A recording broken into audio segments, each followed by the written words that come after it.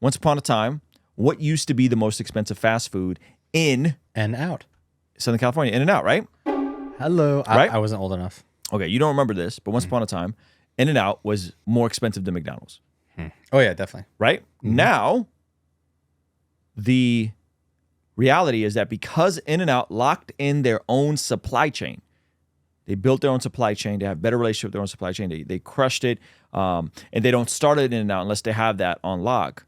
Guess who now? Meaning that other vendors will provide just whatever they can get sourced, right? So restaurants don't always have like their own control of what potatoes they grow and what, right?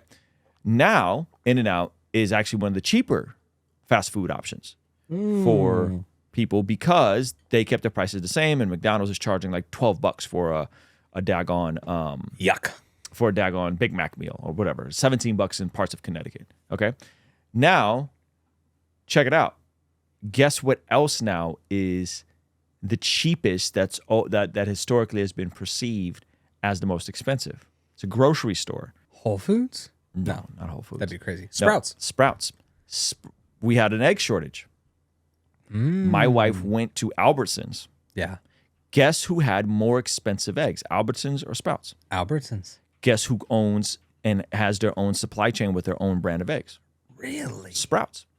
Sprouts, which is viewed as a more premium brand, a more expensive brand. Are you sure you're not thinking of Trader Joe's? I'm 100%, 150% sure. I got Sprouts eggs in my fridge. I made 2 of them this morning. Let's go, baby. Okay. Sprouts organic, Sprouts cage-free. You could get both with their branding on it. So Sprouts developed and controlled their own supply chain for eggs. And when the egg shortage hit, guess who was the least impacted by it?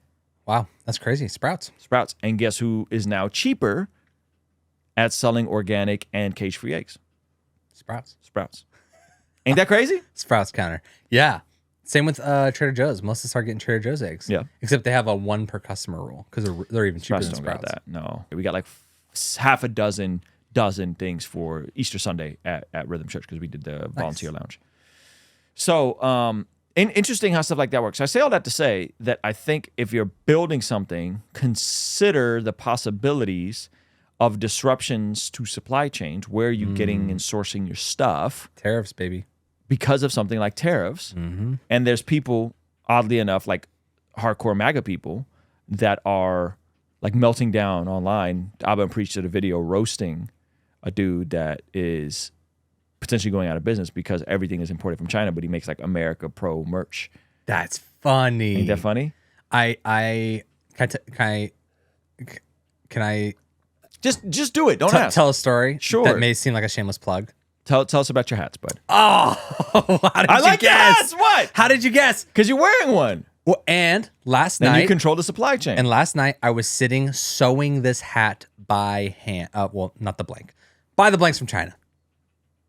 Half true. But what I did is I bought an embroidery machine, a single needle embroidery machine, because the cost of my hats, half of it was the embroidery. And the bigger order you have, the cheaper it is per embroidery. You know this, right? But that prevented me from being able to test designs. So now I can buy just a couple hats and test the design, and if it doesn't hit, then I can move on. I don't have to spend $300 up front. Essentially what we were doing with the heat press machines back in the day. Exactly. Yeah, exactly the heat press machine just for hats.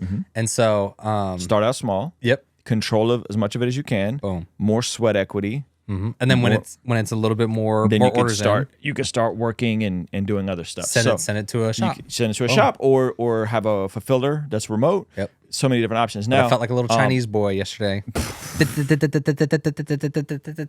was like, man, I feel like a 12-year-old hardworking Chinese boy working hard for his country and his family. You're out of control right now. So heat press, I wish was better. You could get different heat presses. It's a lot of it is in the settings. It's a lot of it in the blanks. You know, are we affected by the tariffs? Not yet. 2 reasons. Reason number 1, I was already developing a relationship with factories in India. Reason number 2, we have a backup fulfiller that if the tariffs are actually as expensive as we think they are, we can go to our backup fulfiller that used to do our prayer journals. Would actually be the same price or cheaper than if these 150% China tariffs. And 3, our China plug claims to have a workaround. Yes. So they do. we have a shipment coming in. Yeah, I asked her. She said there's a workaround. They pay everything on the front end. And I think it's because of they break it up into smaller orders. So they don't Like, I'm saying it to a family member. They don't see a massive, 25 box order. They see 3 or 4 smaller box orders. And I guess as of right now, she's claiming, I don't know until they get here, but they're shipping this week. That as of right now, she's saying that we're going to avoid any tariffs on our end from China. But again, I'm actually putting I'm wiring money to India to get new journals made, a sample of them made. And they're really expensive to get a sample made. It's like $500 just to get a sample made to make That's sure. That's actually what it was for our loop around company with the middleman company that we went through. Oh, gotcha. Yeah. So if that works out, if India works out, we'll get our prayer journals even cheaper and not have any tariffs. We just got to order more. Yeah. So we just have to really go big for like Black Friday and stock up. But it would get our prices even way down. So you guys we will then, because we're cleaning up our supply chains, we will then pass that on to you guys. So there's a high level principle there, but then there's also a micro principle there of Zach literally assembling his hats. Sweat equity. Sweat equity. Like how you put it. And it just depends on where you are in the process. In trade wars, line between enemy and friend is blurred. For sure.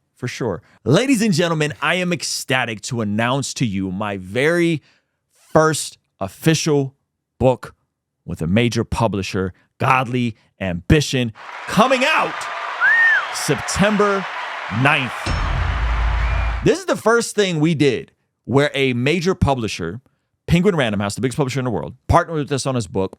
We had an amazing editor, and it's coming out September 9th. And the pre-order is available right now. It's on Amazon, everywhere bookstores are sold. And this is what we need you guys to do. You need you guys to go pre-order it, and you can claim this offer. If you claim this offer, you will get a 25% discount code to the Blessed God shop. You will get a sneak peek chapter for early reading. It's actually 2 chapters. It's the intro chapter and it's the first chapter. Come on. So there's 2 chapters of the book you'll get right away. You'll be entered for a chance to be one of 10 winners to receive a limited edition advanced reader copy of the book. Come on. Okay. So you go to Amazon, punch in Ruslan KD, punch in, or you could just go to My Godly Ambition, godlyambition.co, scroll down, and any of these stores work. That's fire. Go to Amazon, Godly Ambition, $23.98 right now. Okay, which is actually I think the cheapest anywhere I've seen it. Get a screenshot of it. Go back to the website. Hit claim this offer. Okay. Again, you receive a 25% discount code, and you get the intro chapter and the second chapter. All you got to do is just put your information and put a screenshot of your receipt, and you get it right away in the mail. The book comes out September 9th. Here's the idea. Ambition is not the enemy. It's the answer. There's so much demonization of ambition. There's so much demonization of people who are looking to improve their situation. This is actually in response to some of the prosperity gospel nonsense out there. You have a binary in the zeitgeist right now. One perspective is that if you're talking about anything, success, ambition, not being a loser, that you're Joel Osteen and you're the prosperity gospel guy. The other is you have to take a vow of poverty and go down and live like a monk. Those are the 2 extremes that are presented. No one is talking about anything related to ambition, to drive, to focus, to diligence, to stewardship, to being industrious, to leaning into the aspects of the fruit of the Spirit. It's like, okay, what does it actually look like? If we're not going to be influenced by paganism, but we're going to be excited about stewarding your ambition properly, this is what this book is about. It's about creating a roadmap and a path that's not just taking what the secular world is doing and then adding your own morality into it based off the Bible. This is like, what does the Bible teach? Let's do that. And so I would encourage you guys, reevaluate this and go pre-order the book and read the first 2 chapters. And if you don't like the first 2 chapters, well, hey, send it back. Send it back, I guess. But I think you guys will like it. And I think you guys will be shocked on how much it is actually immersed in Scripture. Hey, thank you so much for checking out the video. Please be sure to comment below and subscribe and all that good stuff. And check out this other video that YouTube seems to be recommending just for you. Let me know if they nailed it. All right? I'll see you over there. Peace.